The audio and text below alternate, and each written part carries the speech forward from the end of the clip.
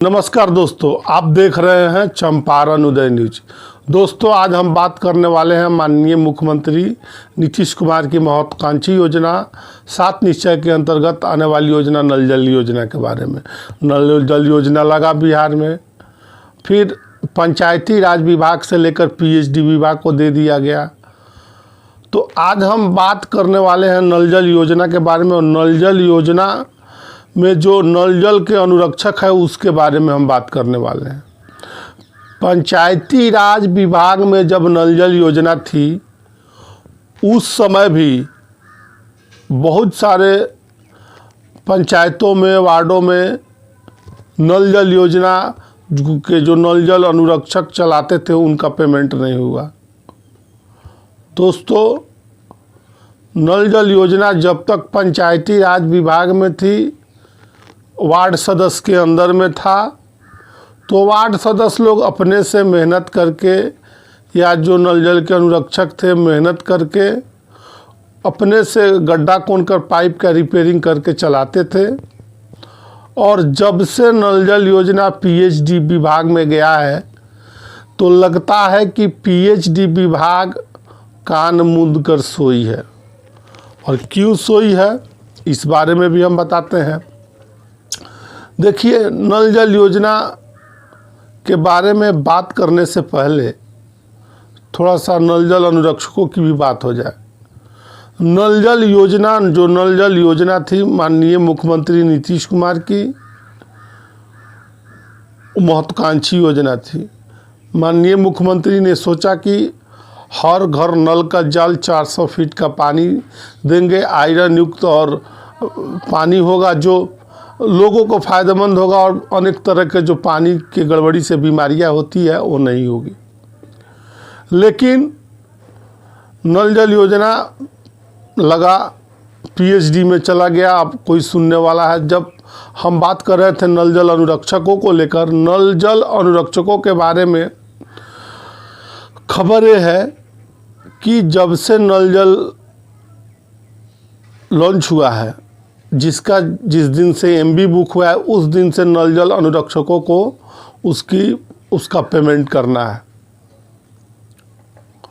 नल जल अनुरक्षकों का पेमेंट करना है पूरे बिहार में।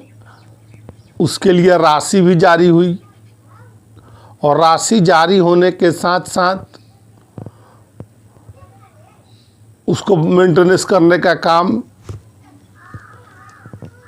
किया गया। और जो नल जल अनुरक्षकों को पेमेंट के लिए राशि जारी हुई, और साथ ही नल जल बनाने के लिए जो रिपेयरिंग के लिए नल जल राशि जारी हुई, कहीं कहीं बना, कहीं कहीं नहीं बना। हालांकि सरकार ने पैसा दिया, बड़ा सवाल है, सरकार ने पैसा दिया कि नल जल योजना को रिपेयरिंग करना है और नल जल अनुरक्षकों को पेमेंट करना है पंचायती राज विभाग के अंदर। लेकिन वो पैसा गया कहाँ किसी को मालूम नहीं है। पदाधिकारी लोग भी ढंग से जवाब नहीं देते हैं।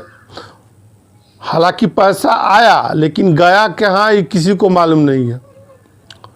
दोस्तों, तो फिर वहीं बड़ा ये जांच का विषय है, ये भ्रष्टाचार का विषय है। अभी कुछ दिन पहले पीएचडी में नल जल गया है, और वहाँ से भी आश्वासन पर आश्वासन ही मिलता रहा है कि नल जल अनुरक्षकों का पेमेंट होगा।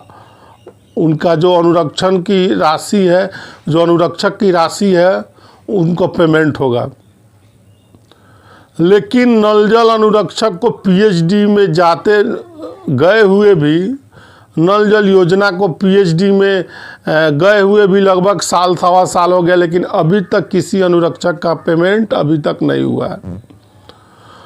और पेमेंट हुआ भी पंचायती राज विभाग से तो इक्का दुक्का पेमेंट हुआ है, कहीं कहीं पेमेंट हुआ है।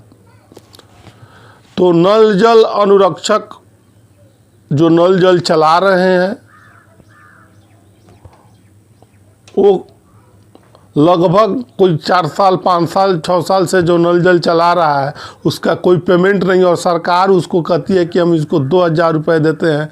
आप खुद सोच सकते हैं 2000 रुपये में आजकल महीना में किसका गुजारा हो सकता है और किसका नहीं हो सकता है। माननीय मुख्यमंत्री नीतीश कुमार जी, आप खुद इस पर संज्ञान लीजिए। और हम आपको एक और चीज़ बताते हैं नल जल योजना के बारे में कि बहुत सारे जगह